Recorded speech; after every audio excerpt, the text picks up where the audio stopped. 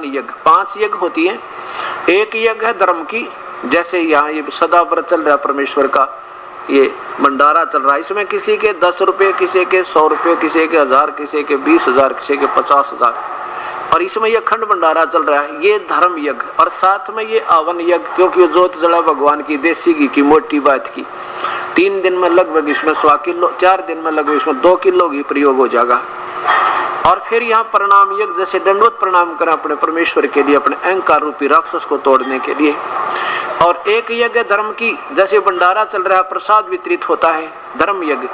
और दूसरी यज्ञ ध्यान, हमारा जब सत्संग में आते हैं, परमात्मा में चित्त हटता है नहीं, रह कर याद आता है परमात्मा, हे ईश्वर कहाँ फंस गया क्या इस काल के जाल में। और फिर हमारा ध्यान, मेडिटेशन, सहज ध्यान, संतों का मार्ग सहज ध्यान है, हठ योग नहीं। ये कान दाब के, आंख बोझ के, ये तो हठ योग है। कबीर साहब कहते हैं ये नहीं हमारा ध्यान, हमारी सहज ध्यान है, सहज समाधि है।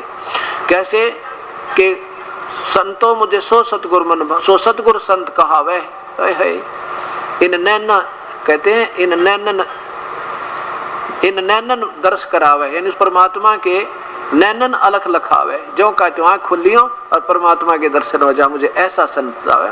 कहते हैं द्वार ना मुंदे, ये आँख कान बंद ना करे, नाक नहीं बंद करे, आँख नहीं बंद करे, और ना अनद उड़ जावे, इस अनद में नहीं उड़ जावे, ध्यान लगा के तो देखी सुनी कुछ, हाँ ये आवाज है, ये परमात्मा की प्राप्ति। और देखा प्रकाश आँख दाब के, इसने कभी दाब लो इसमें प्रकाश, क्योंकि परमात्मा के रिफ्लेक्टेड प्रकाश से ये दिन का तो प्रकाश ही देवता है, इनमें तो प्रकाश है, तो ठीक है ना, दे हो जाएंगे, ना होगा तो उसमें। तो कहने का भाव इससे मुक्ति नहीं, ऐसा संत मुझे नहीं चाहिए। वो ध्यान का मार्ग कैसा है, जैसे हम आपको याद दिलाते हैं उस परम पिता के बारे में, उसकी महिमा का गुणगान कर रहे हैं, और उसकी महिमा की गुणगान करने से आपको उसकी इच्छा, उसकी हार्दिक इच्छा बन जाएगी प्राप्त होने की। अब जैसे आप सत्संग में आ गए, अब जैसे लड़की का रिश्ता कर दिया जाता है, लड़की का जब रिश्ता कर दिया जाता है तो घर के बैठ कर बतलाया करते हैं माता पिता, और फिर माँ बतावे बेटी ने, और बेटी को पता हो जाता है कि मेरा पति ऐसी नौकरी करता है, या ऐसा बिजनेस करता है, या कोई जमींदारा मजदूरी करता है, उसका इतना मकान है, वहाँ पर ऐसा है, बहुत अच्छे व्यक्ति हैं, बहुत अच्छे सास है इसकी। तो फिर उस लड़की का एकदम अट्रैक्शन हरदम वही रहने लग जाता है, और फिर वो उसका उचित हटता नहीं। जैसे फिर लड़की की शादी हो जाती है, अपने पति के पास चली जाती है। अब जब उसको माता पिता ने जो बताया था, ज्यों का त्यों व्यवस्था पाती है। अब जैसे ये परमात्मा कबीर साहब ने हमें आकर बताई, आपको ये विश्वास रखना चाहिए कि परम पिता परमेश्वर आए हैं, उन्होंने सही बताया। अब आत्मा का की सगाई कर दी परमात्मा ते पूर्ण ब्रह्म ते, और दास बिचौला बना के। अब आपको ये याद दिलाए जाते हैं कि अपने पति के घर पे क्या क्या सुख होगा, और फिर उमंग भरेगी उस दुल्हन की तरह हमारे अंदर, और कति आनाकानी नहीं होगी, चलेंगे जब यहाँ तक इतना चासा चढ़ेगा, जैसे परमात्मा वहाँ तो जाए पार पड़ेगी। तो ऐसा हमारा ध्यान हरदम वहाँ रहेगा, जैसे पति भरता पति से राती आन पुरुष निभावे, और वैसे पी हर में, और फिर सुरत प्रीतम में, ऐसा ये सहज ध्यान कहावे, ऐसा ध्यान लगावे। जैसे लड़की की शादी हो जा, ससुराल से फिर वापस आ जा, और फिर उसका एक पल भी चित, ठीक है माता पिता बहन भाई से सारे ढंग तो रहती है, पर उसके अपने पति से एक पल भी वो चित नहीं हटता। ऐसे जब हमें ये ज्ञान और वास्तविक सुख का अनुभव हो जाएगा, फिर इस संसार में हमारा ये सहज मेडिटेशन, हमारी सुरती उसी के चरणों में, और उसी के सुख को, वहाँ क्या क्या सुख है, यहाँ कितना कष्ट है, वो हरदम हृदय से हटे नहीं। इसलिए हमारा चित्त हम हमेशा उस परमेश्वर के चरणों में लगा रहेगा। और दूसरा सहज ध्यान का आपको बताते हैं, जैसे आपके ऊपर कोई मानसिक परेशानी आ जाए, कोई संकट आ पड़े, और उसका निवारण हो नहीं, आप चाहे कितनी दूर चले जाओ, रिश्तेदारी में आपने अच्छी बढ़िया हलवा और खीर खिलावे, लेकिन आपके हृदय से वो संकट वाला स्थान, वो वहां से चित्त आपका हट नहीं सकता। खाना भी खा रहे हो, उनसे बात भी करे, बात खत्म होते ही आपका चित्त उसी संकट सतन पर, यानी टेंशन जिसे कहते हैं। अब जैसे एक व्यक्ति ने लड़की की शादी करनी थी, 50,000 रुपये उधार लोन ले लिया, ऋण ब्याज पे, और फिर नौते देने चला गया और तिजोरी यानी जिसमें सो रखा था उस अलमारी को खुले छोड़ गया गलती से, और 1000 किलोमीटर जाकर याद आई शाम ने, वो होते हैं तो भाई अलमारी खुली छोड़ा है। परमात्मा, गरीब आदमी मुश्किल से तो ब्याज लिया था, ब्याज पर लोन बन लिया, ए मालिक कोई निकाल ना ले जा।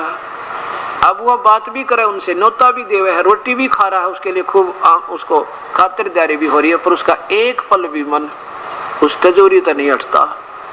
ऐसे ये सहज समाधि होती है।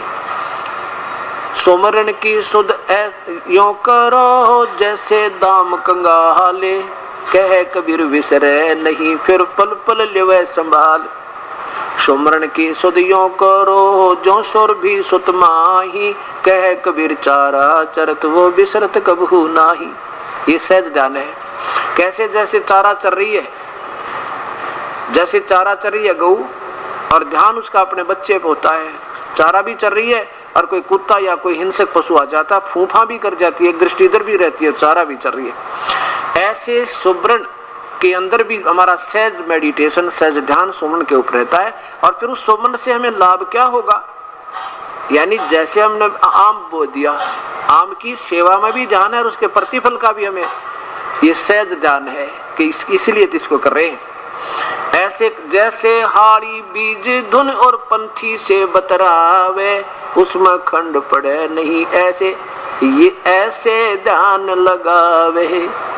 जैसे क्योंकि गरीबदास जी एक जमींदार थे, आम व्यक्ति को हर ढंग से समझाने की चेष्टा करते हैं कि जैसे हाली बीज बो रहा है, बीज धुन, धुन माने उसमें लो लग रही है उसकी, बीज बीजने में, रास्ते में कोई रास्ते से के साथ साथ बीज बीज रहा है और कोई अतिथि आ जाता है, यात्री, और वो पूछता उससे कि मैंने उस गांव में जाना है, मेरा रास्ता ठीक है या नहीं है। उसको रास्ता भी बता रहा है, उसको संकेत भी दे रहा है तू ठीक जा रहा है। आगे जाके कुआं आएगा, उससे बाईं तरफ मुड़ जाना, आगे फिर उसके सामने आप देखोगे नीम का वृक्ष होगा, उसके लेफ्ट को यानी दाईं तरफ मुड़ जाना, सामने देखोगे एक और तालाब दिखाई देगा और साथ में बीज भी बीज रहा है। उस बीज के छोड़ने में हल को रोक भी नहीं रहा है और बीज भी बीज, तो उसका ध्यान जहाँ पर है उससे पल नहीं हटा पा रहा। जैसे हाड़ी बीज धुन और पंथी यानी यात्री से बतलावे, उसमें खंड पड़े नहीं भाई, ऐसे ध्यान लगावे। ये हमारी सहज समाधि है। अब कहने का भाव ये है कि धर्मदास जी को परमात्मा बता रहे हैं कि 5 यज्ञ होती है यहाँ पर। एक यज्ञ धर्म की, दूसरी यज्ञ ध्यान, तीसरी यज्ञ हवन की।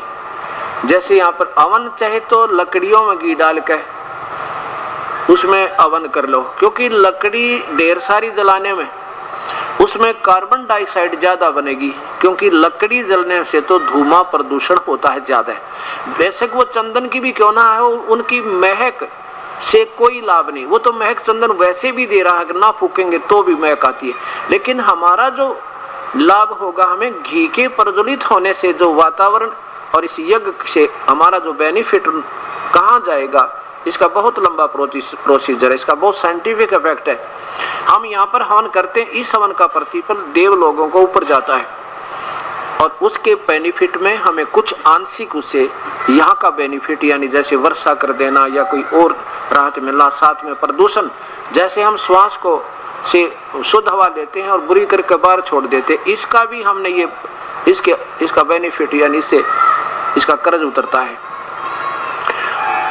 अब ये हवन यज्ञ है। हम क्या करते हैं, एक रुई की एक मोटी बात बना के बाती और उसमें भर के अच्छा घी और सुबह शाम जला देते हैं। और मंत्र क्या होते हैं, मंत्र जैसे अपने परमात्मा की वाणी, पूर्ण ब्रह्म की, ये वेदों जैसे मंत्र हैं, वेदों से ज्यादा अच्छे मंत्र। एक तो मुख्यमंत्री का आदेश हो और एक प्रधानमंत्री के मुख से निकले वचन हो, तो वेदों से ज्यादा सुपीरियर शक्तिशाली वचन है, यानी मंत्र है कबीर परमेश्वर की वाणी। और फिर उसके बाद उनके सेकंड नंबर पे, उन्हीं के दर्शन के उपरांत ये 5-6 महापुरुषों की वाणी, जैसे आदरणीय गरीबदास जी की, आदरणीय धर्मदास जी की, आदरणीय श्री गुरु नानक देव जी की, आदरणीय दादू जी की वाणी। लेकिन इनसे भी सुपीरियर वाणी उस कबीर परमेश्वर की है। उसके जो मंत्र हम पढ़ रहे हैं उनसे, वेदों से भी उत्तम लाभ हमें होता है। जो सुबह शाम के नित्यनेम और आरती, संध्या आरती और दोपहर की रमैणी जो हम करते हैं, ये हमारा एक हवन और साथ में ज्ञान यज्ञ भी है। अब ये और 5वीं यज्ञ है ज्ञान की, एक यज्ञ है धर्म की, दूसरी यज्ञ है ध्यान, तीसरी यज्ञ हवन की, चौथी यज्ञ प्रणाम, दंडवत प्रणाम। ये भी एक यज्ञ का काम करे। दंडवत प्रणाम करना आम बात नहीं है। ये तो वो पुण्यात्मा करेगी जिसमें भक्ति का अंश बकाया है, और जिनके अंदर भक्ति अंश नहीं है वो झुक नहीं सकते, क्योंकि उनमें वो कीमत अभी बनी नहीं। जैसे सरसों होती है, सरसों, और वो सरसों जब तक उसकी फली आ जाती है, लेकिन फली में सरसों के दाने नहीं बनते, तब तक वो फली ऐसे खड़ी रहती है आकड़ के। और जो क्योंकि उसमें कच्चे दाने हैं, ना खल बने ना तेल, योज किससे काम नहीं हुआ, इसलिए उसमें अकड़ है, क्योंकि उसमें वह कीमत नहीं जो उसने झुका दे। और धीरे धीरे वो परिपक्व जब हो जाती है तो ऐसे लटक जाती है, जमीन को छूने को हो जाती है, उसके बस की बात नहीं। ऐसे जिन पुण्यात्माओं में पिछला भक्ति अंश है, अब एक बार तो अकड़ सा लगे भाई अच्छी जगह आ गए, सारे बूंदे लौटे, यानी तो सारे लेटते हैं, ये क्या असभ्य सा लगता है। लेकिन नो ना बेरा, ये असभ्य नहीं, ये बिल्कुल सभ्य कर्म है। असभ्य तो जब होगा जब गधे बन जावांगे, सारी उम्र दंडवत करना, पेट का बल चलना, 2.5 बन का बोरा, 1 मिनट की फुर्सत ना चौकर दे जुलूस निकले। तो हम अपने भगवान के चरणों में, चाहे कुछ भी हो हमारा, जैसी बदरंग मार जाए किसी ने, कितना अंडी पाक रहे हो, मक्खी मुंह में बढ़े और निकले, बता के अभिमान इस माटी का। इस मिट्टी को मिट्टी समझ के भगवान के चरणों में लगाए रखेंगे तो ये राजी होगा, ये प्रसन्न होगा। आदि इन्हीं के पास है ये पूर्ण ब्रह्म दयाल, और मान बढ़ाई मारियो बेअद विसर काल। इस प्रकार हम 5 यज्ञ करते हैं।